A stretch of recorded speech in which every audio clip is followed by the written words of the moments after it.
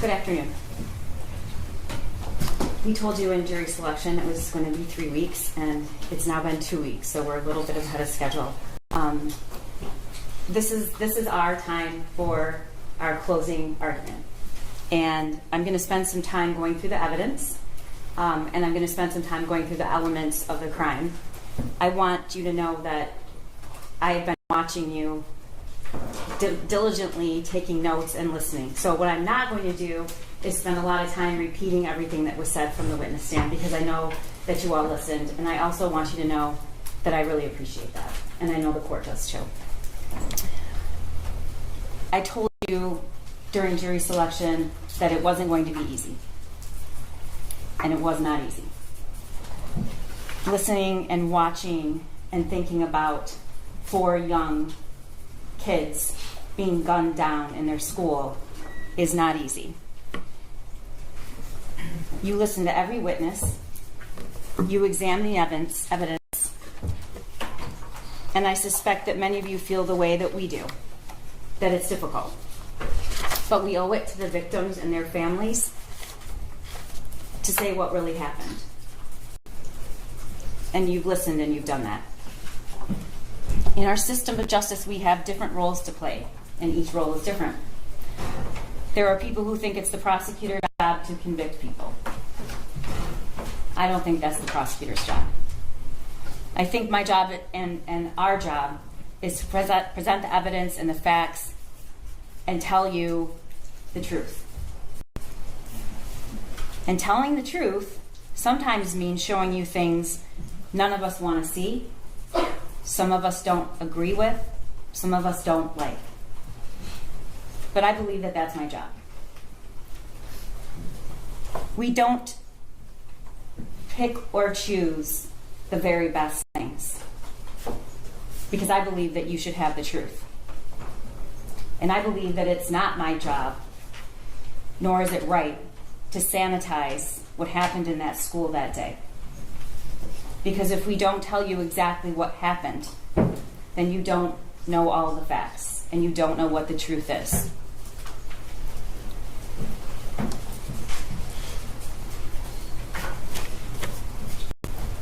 My job here, our job, that I believe we have done, is to meet our burden to prove that Jennifer Crumbley is guilty of 4 counts of involuntary manslaughter. The burden is high. I told you that during jury selection, but we embrace it. And I believe that we have met that burden. It means that you had to sit and listen to a lot of very emotional things, a lot of emotional people who sometimes aren't emotional, but were emotional for this. Because what happened on that day, every single person in that building had never experienced anything like that in their entire lives. And I hope to God they never do again. So you did see a lot of people, including law enforcement, become overwhelmed with the emotion of it all. That's not a show. That's just how that was. That's how it felt that day and every day after. So I want you to know that there was no picking and choosing the very best evidence to give you. There was no filtering things out that didn't help our case. I showed you everything. And I called witnesses to the stand to say things I knew you probably wouldn't like. But my job is to give you all the facts. But my job is also to prove beyond a reasonable doubt that Jennifer Crumbley is guilty, and I believe we've done that. The defense also has an important job, to advocate and argue for their client, and they decide how they want to do that.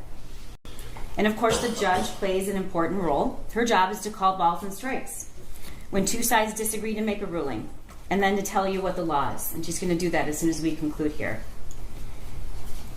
And then there's your job. Your job is to decide what the truth is, what really happened, what are the facts, and then take those facts and find the truth and apply the law. The judge is going to give you instructions about the law, but I want you to go over what you now know, and I want you to think about it. And we're going to go over some of the evidence. But I also want to remind you that you're allowed to use your own observations and your own insight. And if there's something that you notice from the witness stand that I didn't say, you should rely on that. We can't possibly tell you every single little thing. And sometimes, ladies and gentlemen, the most important things are the things that don't get said. The most important things are the way the victim or the witness spoke, the way they answered a question. And I encourage you to rely on your own perceptions of that. I want to start out by talking to you about the elements of the crime. Involuntary manslaughter, she is charged with. This case is based on two theories. You're going to have all this in their jury room, but hopefully I'm going to explain it so well you will have no questions. These are dependent on two specific theories. One is the gross negligence in the performance of a lawful act, and that gross negligence caused death, and in doing so, the act that caused death, defendant acted in a grossly negligent manner. The second is the gross negligence in failing to perform a legal duty. One, I have to prove that she had a legal duty to the victims. Two, she knew of the facts that gave rise to the duty. Three, she willfully neglected or refused to perform that duty, and her failure to perform it was grossly negligent to human life. And then four, the death of the victims was directly caused by defendant's failure to perform this duty. Causation. The judge is going to instruct you, maybe more than once, I'm going to say it, that there may be more than one cause of death. And it's not enough that the defendant's acts made it possible for the death to occur. In order to find the deaths of Madison Baldwin, Tate Meir, Hannah St. Juliana, and Justin Schilling were caused by the defendant, you must find beyond a reasonable doubt that the deaths were the natural or necessary result of the defendant's actions. You heard the evidence that the defendant's son shot Madison Baldwin, Tate Meir, Hannah, and Justin. And as previously noted, there may be more than one cause of death. And defendant's acts or inactions need not be the sole cause of the harm. In order to find that the death of Madison, Tate, Hannah, and Justin was caused by the defendant, you must also find beyond a reasonable doubt that her son's act of shooting these four individuals was reasonably foreseeable. Now you look at that, all of that I have to prove. And it seems a lot. It seems like it's going to take a pretty strong case to prove that. It's going to take some pretty egregious facts. Some unique, egregious, incomprehensible facts. And that's what we have here. Gross negligence means more than just careless. It means willful disregard the results to others that might follow from an act or failure to act. In order to find that the defendant was grossly negligent, you have to find the following three things. One, that she knew of the danger to another. She knew there was a situation that required her to take ordinary care to avoid injuring others.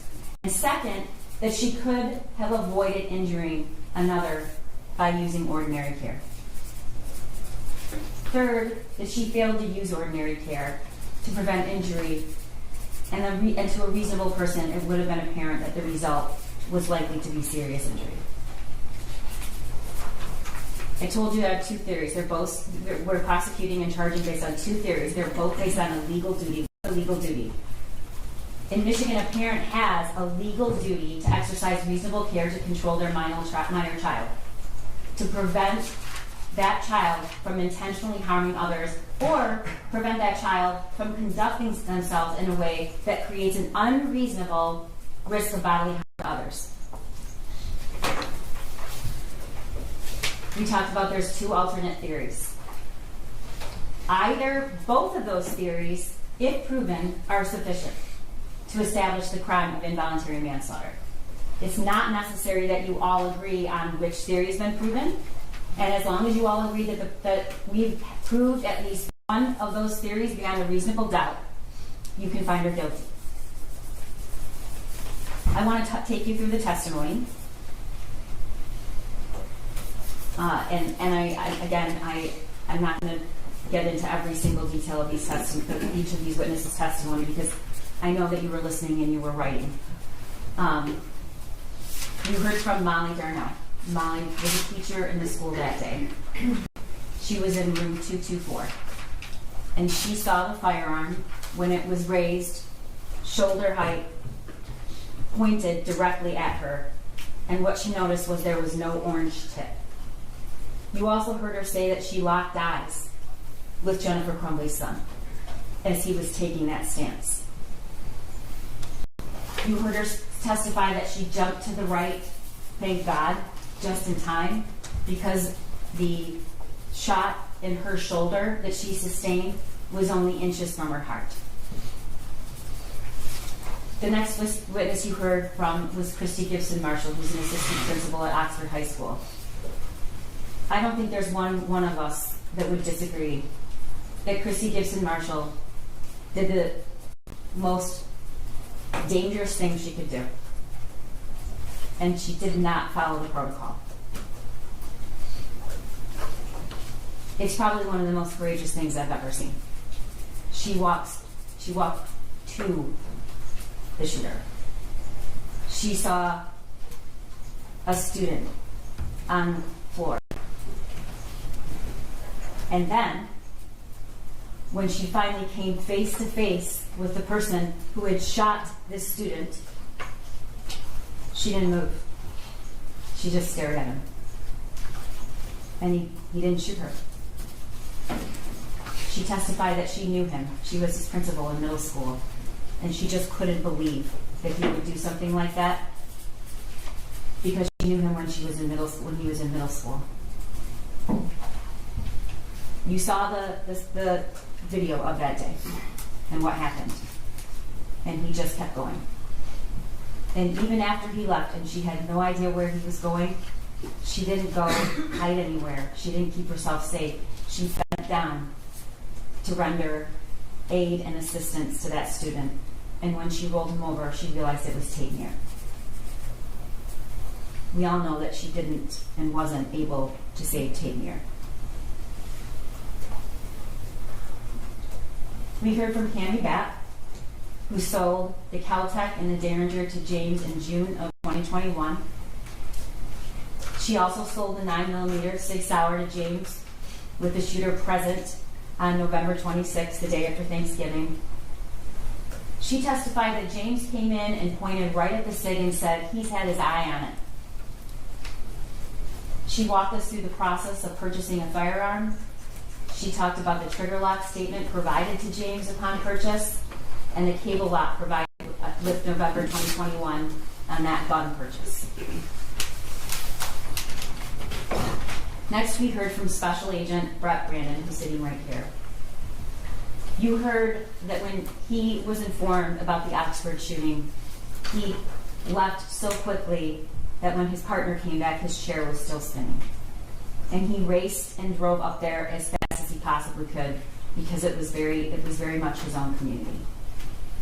You heard he went right in and he found Lieutenant Willis, and he said, "Do you know where the gun is, and do you know where it came from, and do you need help?"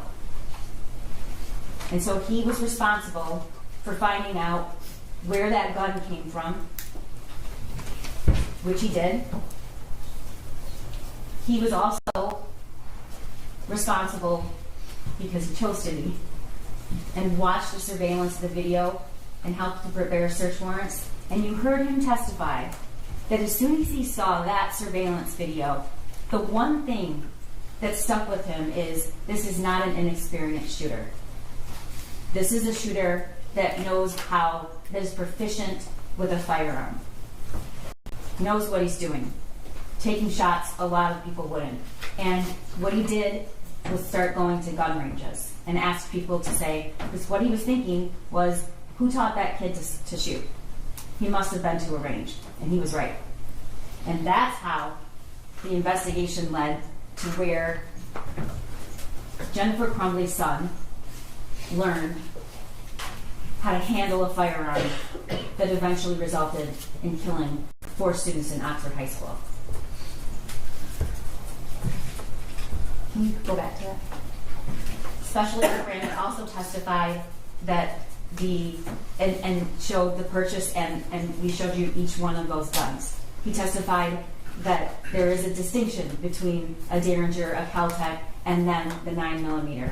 And what we really heard from him was that 9mm is a much more dangerous gun. It causes more damage to whatever it hits. The bullets are a larger caliber, and it's a very dangerous weapon. He showed you what comes with every gun purchase, which is the ATF pamphlet. He read to you about the warnings. There's a reason they put it in every single gun purchase. And its sole purpose is to protect kids from gun violence. He talked about what it is, and then your last statement. He showed you the Indian Railroad Code that sits on my railroad. We do not have to argue about whose gun this is. Jennifer Crumbley told us comments. She told us on social media it was Mr. President. She told us trial. That weapon is not just that. It is the defendant's gun. It was given to him. And now only was it given to him, she brought about it on social media. Of course she. Especially around also introduced all of the surveillance and the videos of the gun prosecution. And you have to see with very eyes the training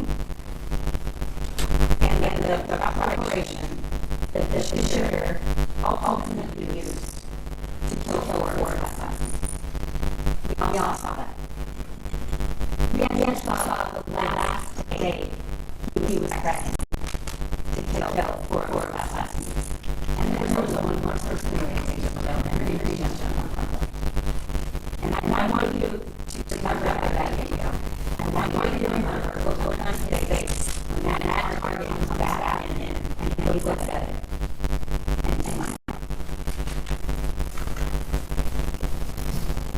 Especially around also introduced the word worship. You've seen the word worship. That was your memory. I didn't mention that was short too. But what especially Brandon testified to show you is that wasn't just a picture of an enemy gun. It was a picture of his gun, which was the murder weapon. And he showed you the details, and we're going to talk about that later here. And that's really good for from Robbie. We're super service. And he testified for a day. And he had a lot of information. But he also really could help us out emotional. And I don't know if you remember this, but what it is extraordinary. It's just not very often. He sat right there, and he took you through every single action shooter and every single death from his memory. And he told you that he did that because he was burned in his brain. You can start seeing in law enforcement. This isn't that. They keep showing. He probably not remember it. He's going to have a little spot on the line. I don't know if it goes around. It's quite close. All the time. That's not evidence. Outside. Nobody likes doing that. Nobody likes doing that. But it tells you something about what it was like that day. And despite what anybody will tell you, it is about shooting. It's there are 4 counts in boundaries very fast.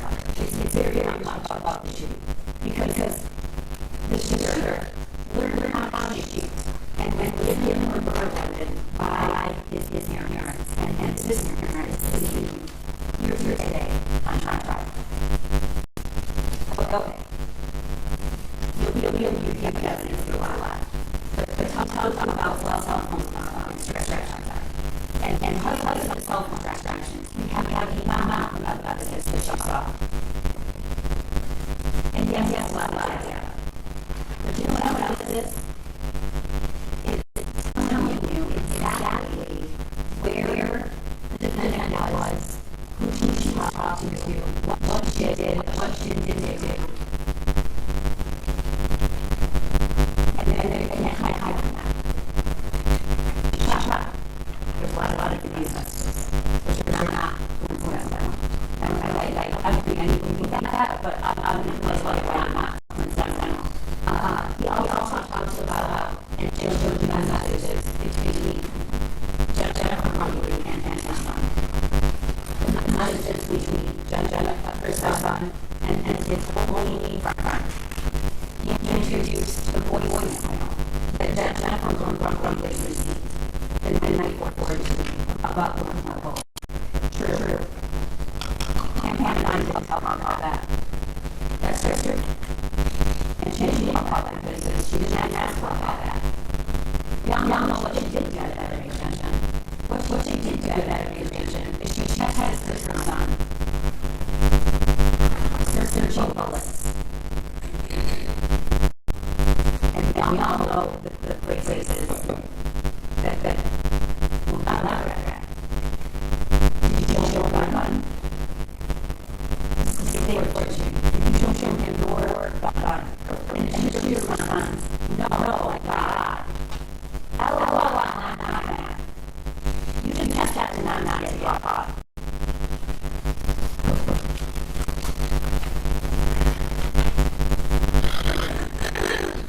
You're going to testify to Jennifer Crumbley. She testified about you and mine. Jennifer Crumbley, James Crumbley, that's the harm. She testified about one case of harm. Why is it going to be young women? It's not what you always say, but you have to ask for political resources. There's money on sources.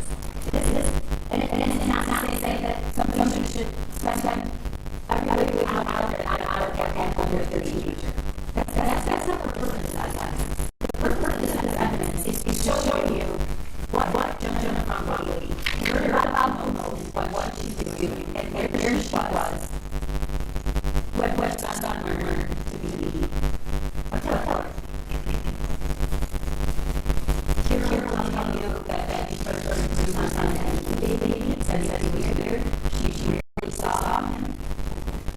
And even after one of us was away from no notice, they still went to the bar and night and went by myself.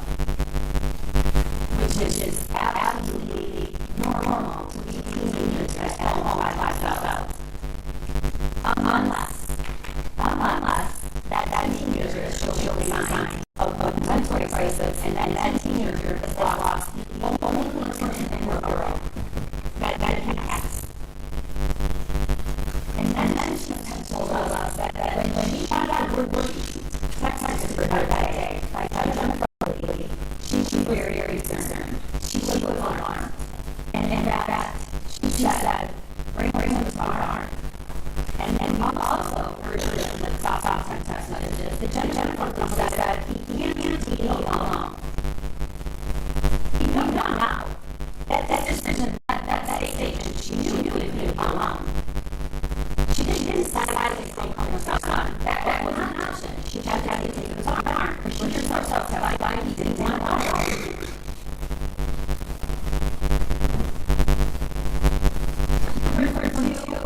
People were at that meeting that day. Sean Hopkins and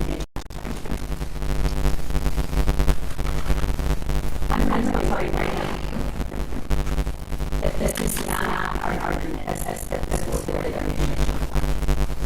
I'm not going to say this. I'm not going to say that everything that's testified to. I'm not going to say that I think it's okay to look at that. I know what it was. But this is about Jennifer Crumbley's actions. And I cannot to make think about what these individuals did or did do, like or not, who did not have any of the information was so jarring. They felt what you knew and what you didn't say. John Hopkins testified that he was concerned enough that they called Judge Crumbley. And then first response is he called his dad.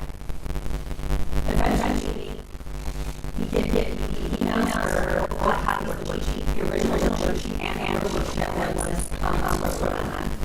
And she eventually comes to the school. But before she comes to the school, she had her husband emergency. Along with I'm a great return. And James clicked back, WWF. Their turn. For the first time, I ever called to the school and enrolled that day. And I have that worksheet. Sean Hopkins is to tell you that calling parents in the middle of the day and asking them that it helps is a pretty drastic action. And that did that back to that. And he gave them a list of places to call. He testified that when they entered the room, Jennifer Company didn't fix them. And Jennifer Company didn't help them. Jennifer Company didn't engage with son at all. In the entire 11 minutes she was there.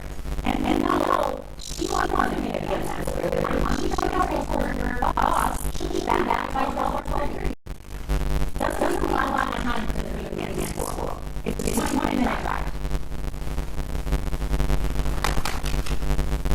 Sean Hopkins will tell you that what he felt mostly in that room for the shooter was compassion. He didn't want him to be alone. He felt bad. And also knew mom and dad decided, no, I can't take it. We have to go to work. They said that in front of it. You know, tell your hero what we do. You know, dad works for dad. You know, mom and her brother really rough out. She worked at home. But they left. She did not come to my class. She did not really talk or even acknowledge him. And no, now, in that testimony, we know not. She was mad. She was mad. She did not think that she should have done that. Lots of different things, and she was very angry. We heard from Nate. He's a teacher. He's a student. He also testified about robbery at Sean Hopkins School, which is that the people call, they were decided on a mental health issue. They told mom and dad, he needs their services, your services, and they decided about the gentleman coming here by back. When she walks into her room, she doesn't say her response. She goes back here and stands. And that evening, and the person saying, are you done? There's consistent about that. He identified by there was any risk. I'm like I said, and I know you're going to say it, but it's not my job to look at sorry or no say things that I want to say that I'll help you. It's my job to present evidence that says the truth. Because you have to know the truth.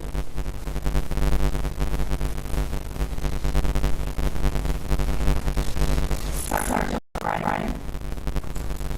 He's worked for law enforcement at that time at Judge Crumbley and her husband for a issue. And he's also the Hearing Association. And he's also the leader of the other justice. I want to be remember something. It wouldn't be an hour. Not an hour after the shooting took place. She's not on her cell phone. She's looking to see if I'm not going to use that. No, there were reviews. You know when she did that. You know there were messages that he did at the time of the shooting. includes my time on the phone where we're sleeping later that night. He asked about the gun. He heard what she said, what they both said. It was hidden. She read the text message. Oh, he said he loved me. And she reads the text message. And then she said, I texted him, I love you back. It was 49 minutes later that she texted, I love you back. And it was after she already knew that he was the shooter. She doesn't say what the text after that is. She leaves that out. The text after that is, Ethan, don't do it.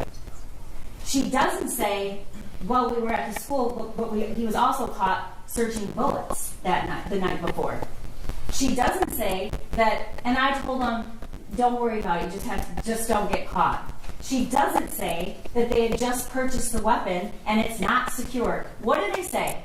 The very first time they are asked about what Jennifer Crumbley's asked, where was this gun? The very first time, what does she say? It was hidden. She does not say there was any locking mechanism at all, and neither does James. It was hidden. You're at the police station. Your son's in the next room. You know the murder weapon was the weapon you just purchased for him, and when you're asked where it was, you say it was hidden.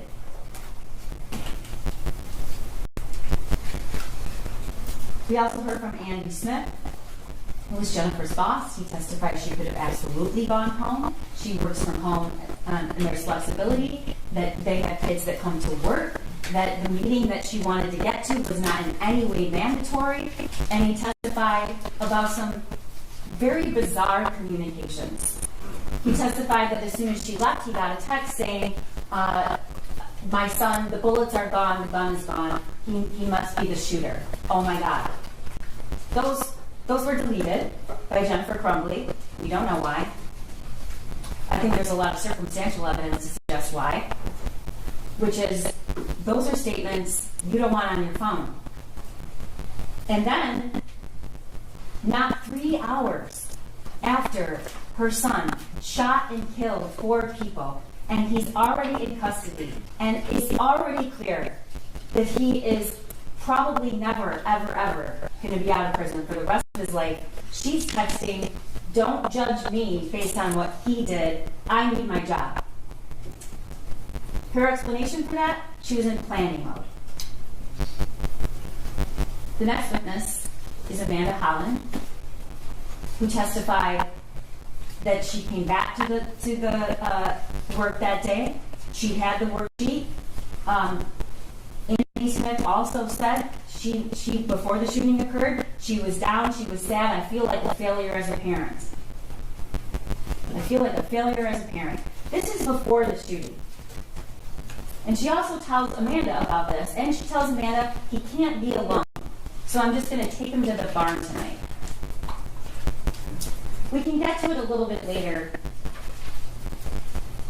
I guess what's really hard to comprehend is how, before the shooting, just based on the meeting and what she knows and the drawing, she thinks she's a failure of a parent. But she sat right here and said, after all, she doesn't really think she was a failure as a parent. And that's after she knows everything that happened.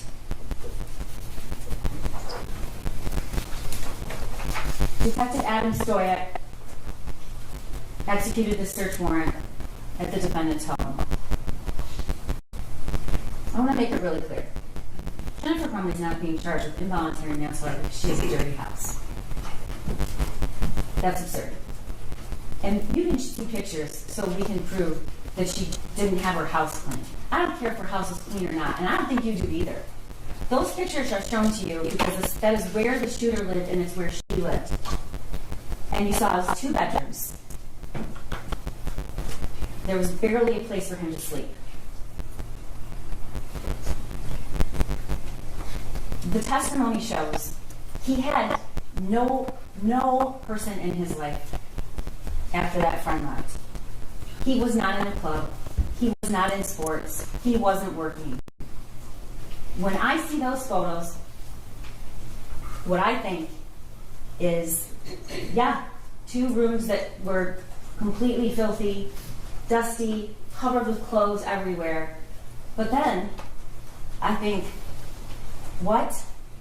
That is where he spent 99% of his time. It's where he ate Thanksgiving dinner, just days before the shooting. The search warrant photos were also shown to you so you could understand where these guns were stored. We have a pretty good idea that the Kel-Tec and the Derringer were in what's called the gun safe. The lock was 000, but we know that they were kept there. What do we know about the SIG, the Jennifer Crumbley's son's gun? We know that there was a box on the bed and the ammunition next to it. This is the box. This is the box. I'm sorry, this is the thing. Can you get the other box? He's going to show you in a minute. This is the box of the Kel-Tec, which was found with this cable lock inside of it. Where she kept the other guns? No. I'm sorry, is that the box or the case? Is that the box or the safe? This is the box. That's the box. It was in the kitchen, in a cupboard, down in the cupboard. But the empty box was in the kitchen, right? I don't. What exhibit number is that? This is my closing argument, and I would just like to finish, please. Sure. Can you tell us what exhibit number it is? Yes, it is 35. Go ahead. This was found in the kitchen. Inside is a cable lock. This was found on the end of the defendant's bed. Special Agent Brandon showed you what it's like to open this up and close it. You hear that clap? It's not an easy thing. So what this was laid out on the defendant's bed, and the bullets are right next. The box of the ammunition is right next to it, empty. The story, one of these stories that is told by Jennifer Crumbley, is he must have come in there when they were sleeping, because she was in that bed all night long, and they left after her. Except that the ammunition was in the box. Taking it out and leaving the box while your parents are sleeping doesn't make a lot of sense. And it doesn't make a lot of sense that this was taken, the weapon was taken out of this case with no one hearing while they were sleeping. And you are allowed to use your own common sense. He also testified about the search warrant. He testified where this cable lock was found, and he testified where the case and the box was found. And he testified where the gun safe was found. It was not, unlike what Jennifer Crumbley alleged, stored separately from the ammunition. It was actually right next to the ammunition. In a gun safe, the other 2 guns with a combination 000. Sergeant Peschke arrives at the scene, doesn't know anything about the Crumbleys, doesn't know that they've already been to the substation, doesn't know that they were at the school that day.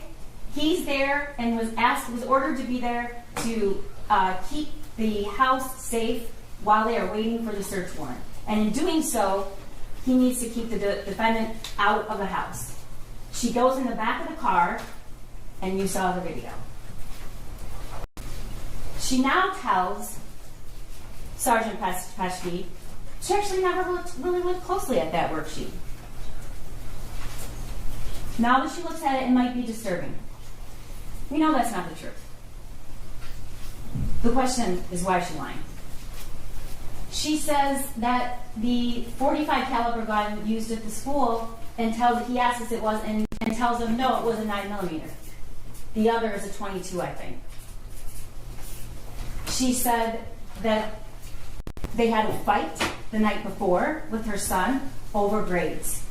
And she says, so we told him, no gun range, no phone. Those are his trigger points.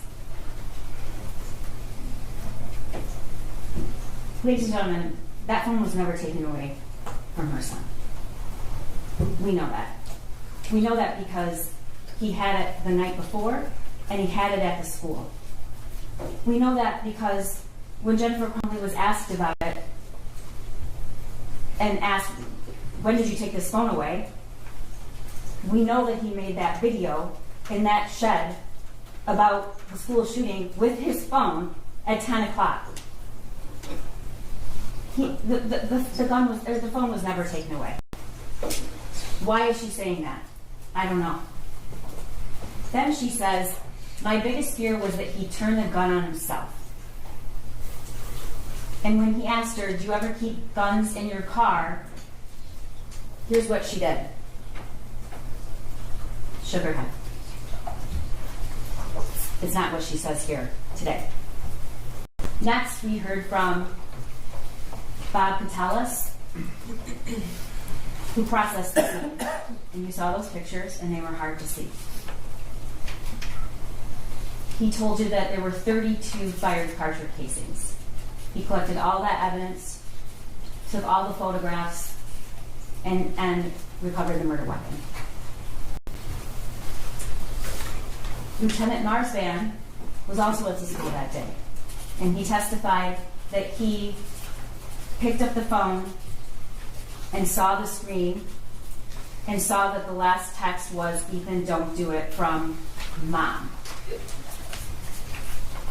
He executes search warrants for all of the devices and the home and sends a team, including Officer Pesky, to secure the house before the search warrant is executed, which is what they do.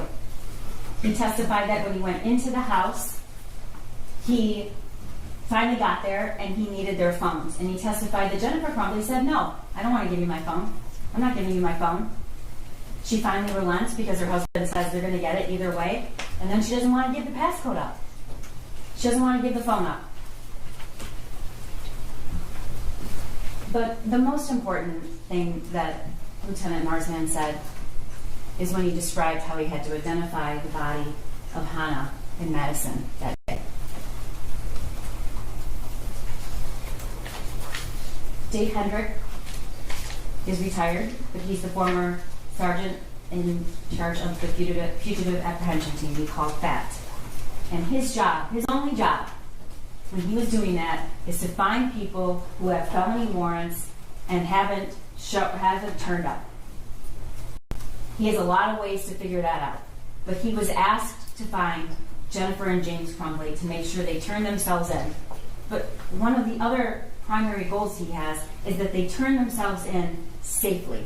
And she was given every opportunity to do that, and she did not. I want to talk to you about something. The judge is going to instruct you that you can consider flight. It's not an element to the crime. I don't have to prove that they fled. The reason we introduce this evidence is she's going to instruct you that you can use that as a sign of consciousness of guilt. What do you do if you know you've done something wrong? You can use that to show consciousness of guilt. And we're going to get to it, but I believe we have shown that beyond a reasonable doubt. He's going to tell you that the defendant, with her husband, immediately began to avoid detection because they're pulling cash out. They're pulling cash out of their son's bank account. They're pulling cash out of their bank account. Where's their son during this time?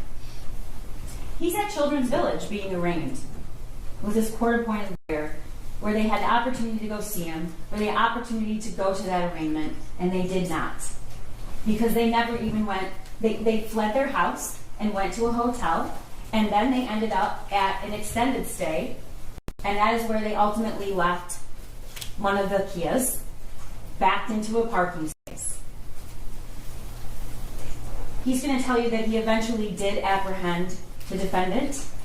You've heard a lot about that. And he's going to tell you that there were hundreds of law enforcement officials on the scene when she was apprehended. Luke Kirtley, I know you will not forget him, coincidentally knew a lot about cars, and coincidentally pulled into that parking lot right about the time, and coincidentally had just seen the wanted poster, he called it, and with a description of the cars and a photo of the defendant. And coincidentally thought, maybe that's the car. And you watch the video where he goes around and he sees the license plate and he plays it cool and slowly walks into the building and then makes the call to 911. He describes to you how within minutes, police officers arrived, and then swarms of law enforcement arrived. SWAT, the marshals, ATF, the sheriff's department, Detroit PD, all sorts of law enforcement show up immediately. He also testified that the unit where Jennifer Crumbley was actually found was very close to his, and it faced the parking lot, and the whole wall was windows, and it was on the first floor. And he's going to tell you that the whole parking lot was lit up with law enforcement, lights, sirens, all kinds of things. Next, we heard from Corporal David Shaw, and he testified that once he got there, they took a 35-pound ram to breach the door, which was right outside the unit where the defendant was found.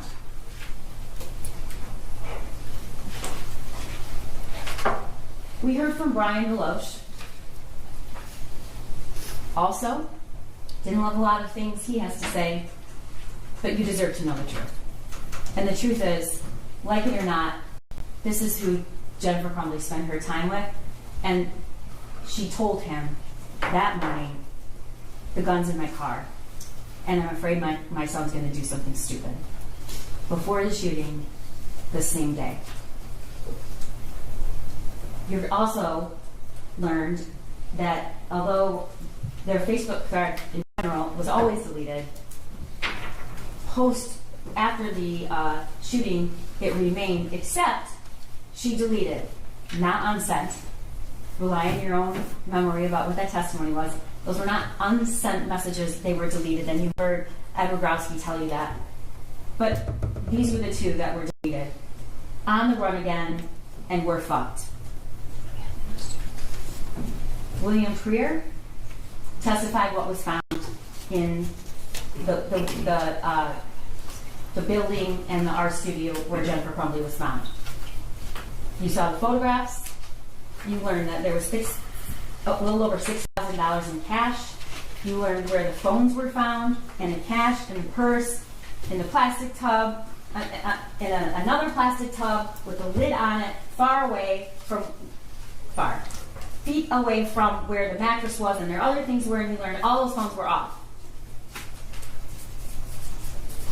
He also testified what else was found. Booze, orange juice, ice, an avocado, bananas, socks, blankets, and that is the room where Jennifer Crumbley was ultimately apprehended. You heard from Lieutenant Phyllis, who was the officer in charge. He told you what it was like in the school that day. He described the autopsy protocols that were done and how each of those kids died and where they were shot.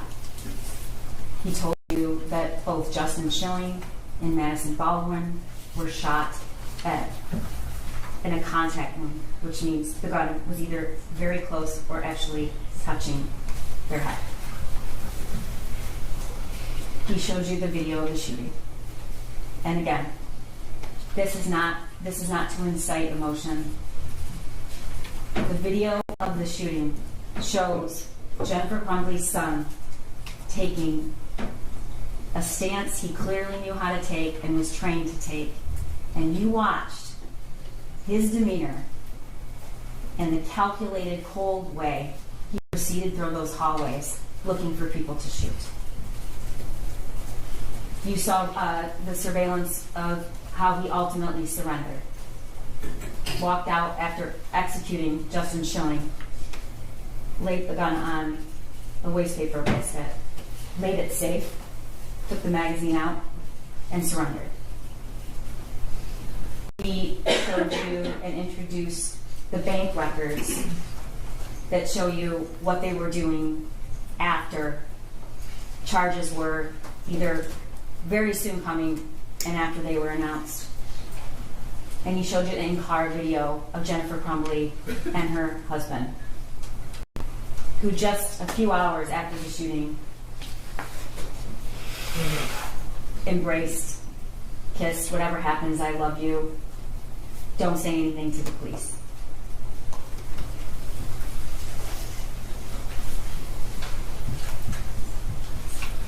One of the elements we have to prove is what a person using ordinary care would have known about whether or not there was a situation that they needed to exercise ordinary care. So the defendant's knowledge about her son matters. But it's two different stories. It's what she knew before the shooting, and it's what she said she knew after. Before the shooting, she tells Kira, my son's weird. She always refers to him as an oopsie baby. She tells Amanda Holland he's lonely. He's hearing things around the house sometimes. She says, I'm a failure as a parent. The message to her son's friend's mother, he's kind of depressed in April. She texts that. And then messages from her son. The messages in March about he's seeing things. Things are flying off the table.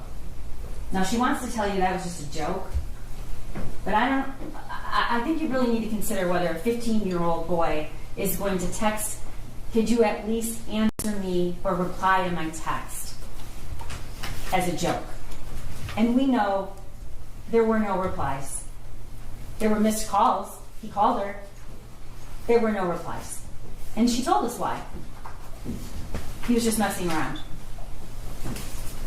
But after the shooting, in the in-car, we hear her say, he's never been in trouble. He's never done anything. He's never done anything wrong. He's a good kid. Also in the in-car, I never even thought like he would have any mental issues. Like he never exerted any type of anger. He's never exerted anything. He's just like one of those mellow, laid-back kids. In the substation, he's never done anything. He's never done anything bad. After the shooting to Brian Maloche, he's never done anything wrong.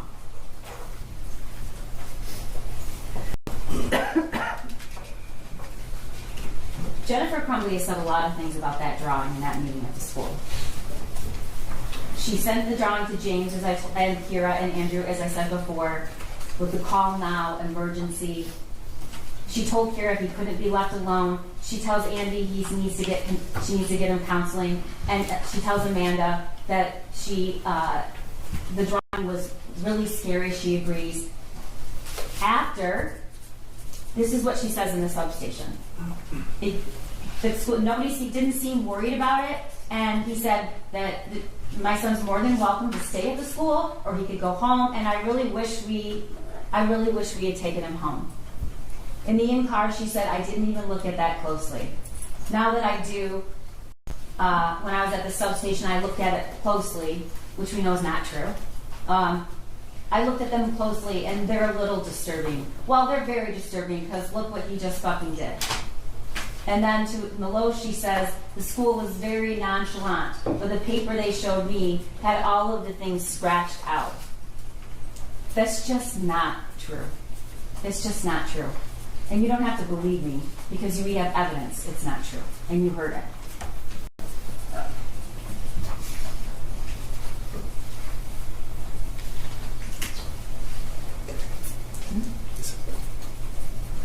The statements about the gun are also numerous. She said, we've heard her testify the gun was in her car. We know that she's acknowledged that she drove to the gun range. There was no lock on the gun when she drove there. She returned with the gun. There was no lock on it, but she said James locked the gun when he got home. She didn't see him do it. She testifies at trial. James is responsible for the gun. In the substation, though, when asked where the gun was, hidden. In the in-car interview, James flew home and he's like, I had the gun hidden and I told him where I hid the bullets. He asked whether she kept the gun in her car. She shakes her head no. And she tells Maloche, after, the next day, we had the screen lock on it that came with in the case. Everything was secured. not loaded, bullets stored separately. Oh my God, oh my God, oh my God. That is not what she says in the substation. Jennifer Crumbley begins distancing herself from her own responsibility about the gun. You heard her testify that they wanted to get the gun. It was my son and my husband. My son did a lot of research on the gun. I guess when I was shopping. She doesn't say she didn't know. She doesn't say that she didn't approve. She says it really interfered with going to get Christmas trees. That was what she was upset about. And she said it's James's responsibility. However, as I've shown over and over, at the substation and in the car, it's we. It's we take him to the range. It's our hobby. We go to the gun range. That's what we do. We just got him this gun. Sitting here today, it's all James' fault. It's not us. And then, of course, the statement that we don't really have to question whose weapon it was. Jennifer Crumbley posts Ethan and James Crumbley both got handguns this week, testing them out at the range. That's in June. The evidence really shows that the shooter owned 2 guns. But for sure, she acknowledges Mom and Sunday testing out his new Christmas present.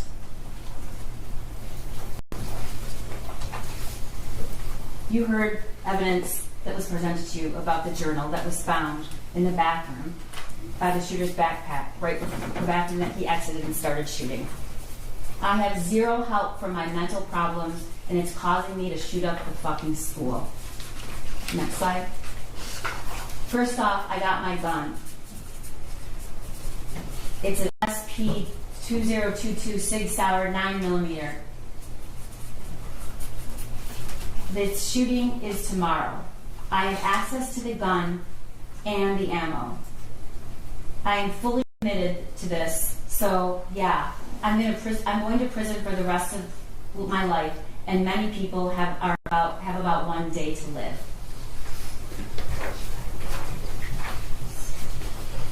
One of the things I want you to ask yourself when you go back in that room is why?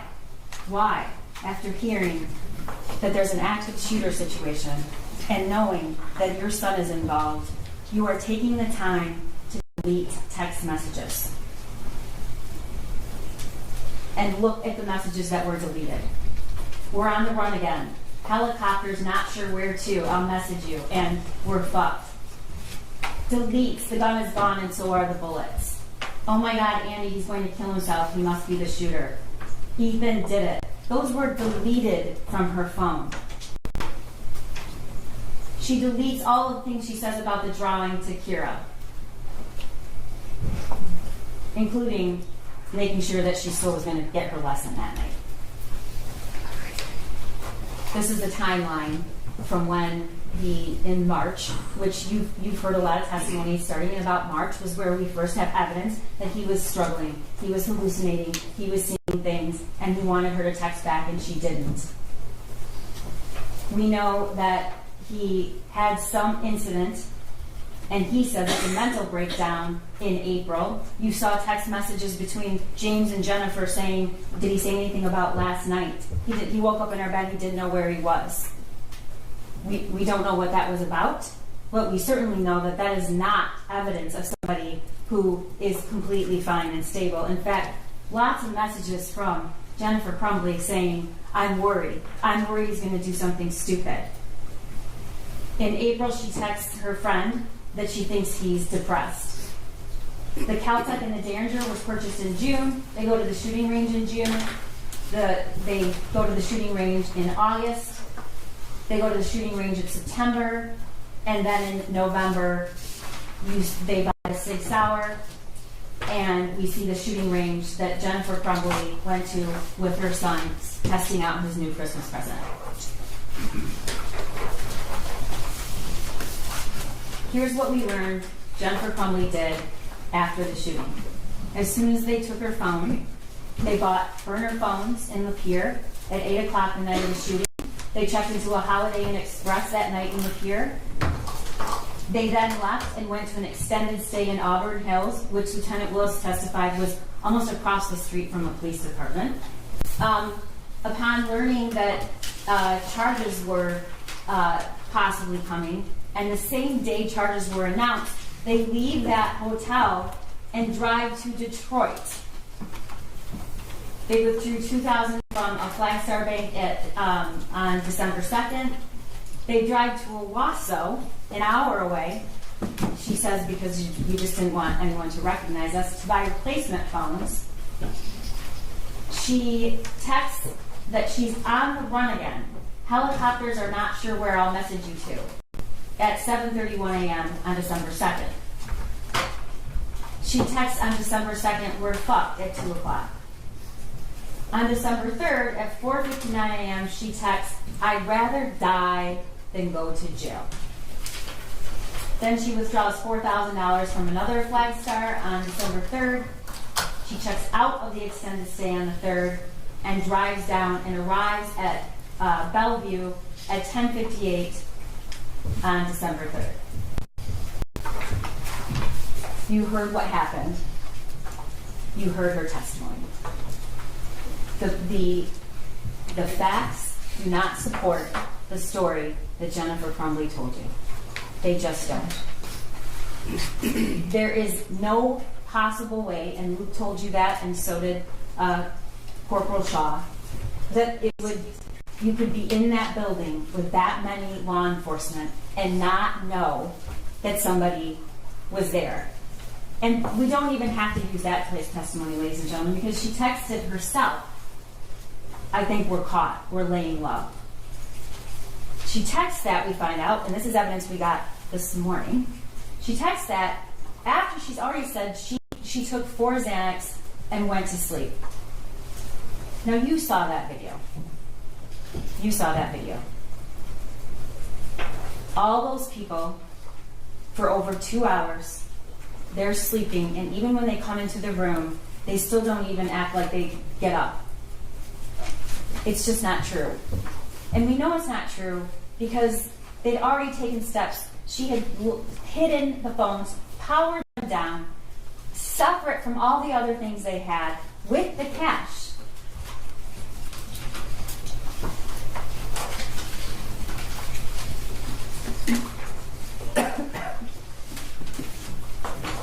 Jennifer Crumbley wants you to believe that if only the school had done something different, we wouldn't be here. If only the school.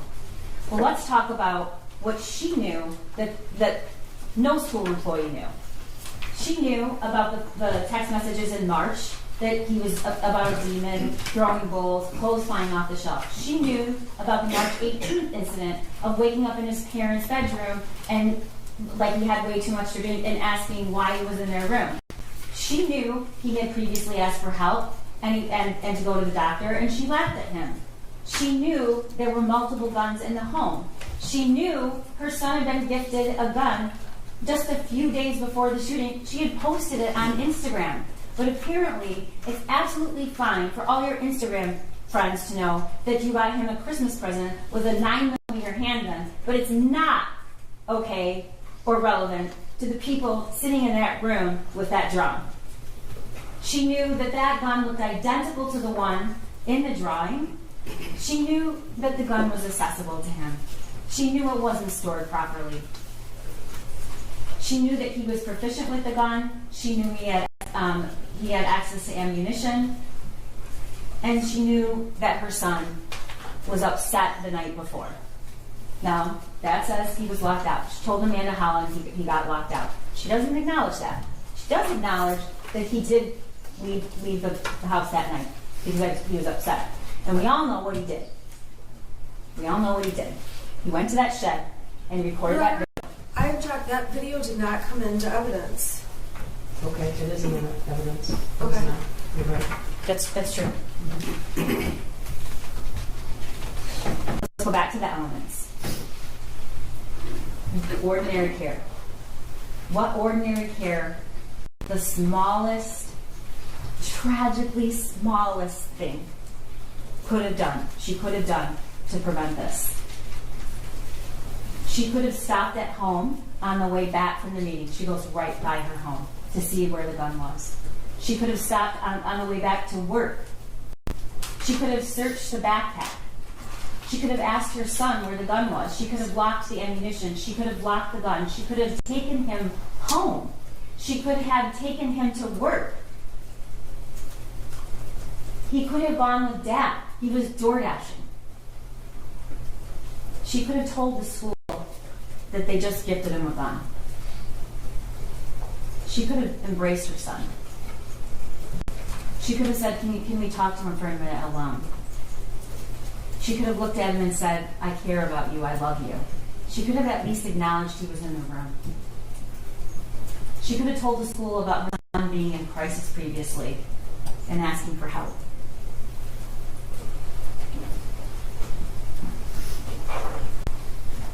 Ordinary care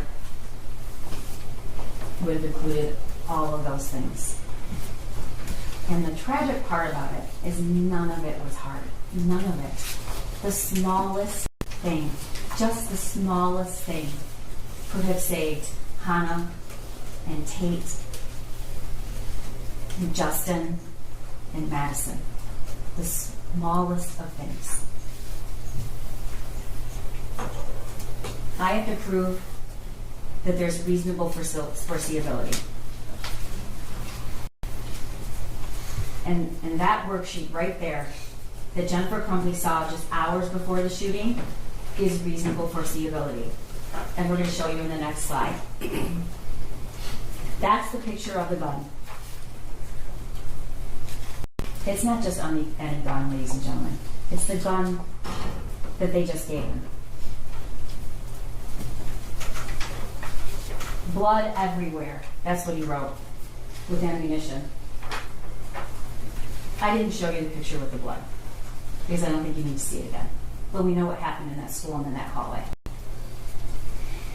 Here's a picture with 2 bullet holes and blood coming out of the figure's head. And look at that.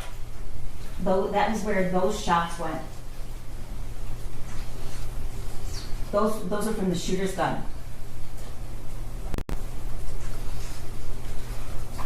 The thoughts won't stop. Help me. These are all of the things that were texted to Jennifer Crumbley. This was in March. But he's writing it on a piece of paper and he's showing it to her. That is foreseeability.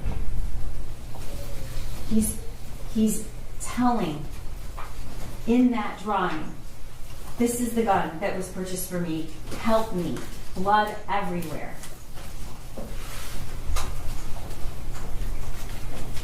The world is dead.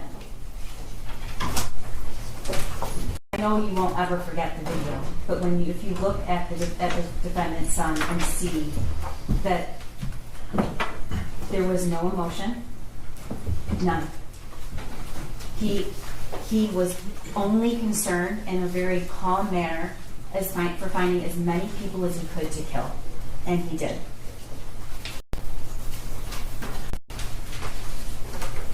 My life is useless. These statements from the defendant's son are just heartbreaking. I actually asked my dad to take me to the doctor yesterday, but he said, just give me some pills and told me to suck it up. Like, it's at the point that I'm asking to go to the doctor. My mom laughed when I told her, but I am having bad insomnia right now. I need help. I was thinking I could call 911 so I could go to the hospital, but then my parents would be really pissed. Like, I am mentally and physically dying.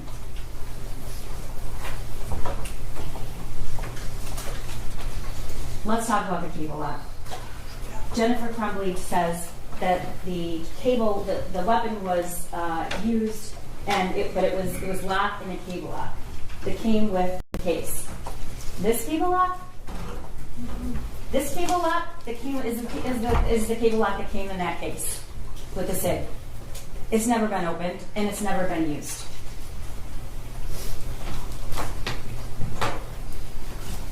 This is the last picture that we have of that gun until we see it murder 4 kids on November 30th. And the person holding it is Jennifer Crumbley. She's the last person that we see with that gun. She's the person that said it was in her car, then she said it was in her house, it was her husband's responsibility, it wasn't hers. That's what she told you.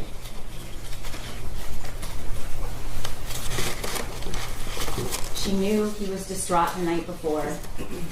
He texted her, "I love you." She told you that's never happened before. She did think it was abnormal or odd. She knew he was looking up bullets in the school. She knew he was watching violent videos. She knew he was proficient with guns. She knew he was previously in crisis. She knew his only friend that he talked to was just gone. She knew all those things.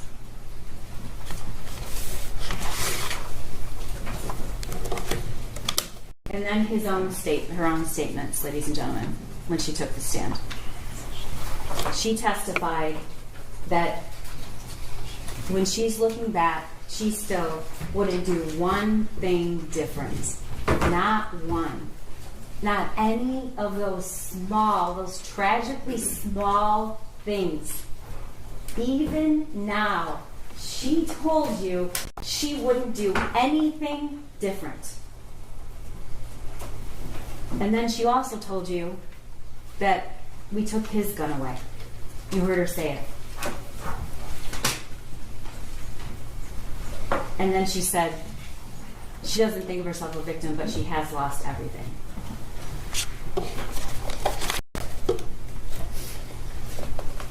You're going to hear the instructions from the judge, and you're going to take the facts and the witnesses and the evidence and use what you promised to use, which is impartial, honest assessment, and find what you believe the facts are in this case.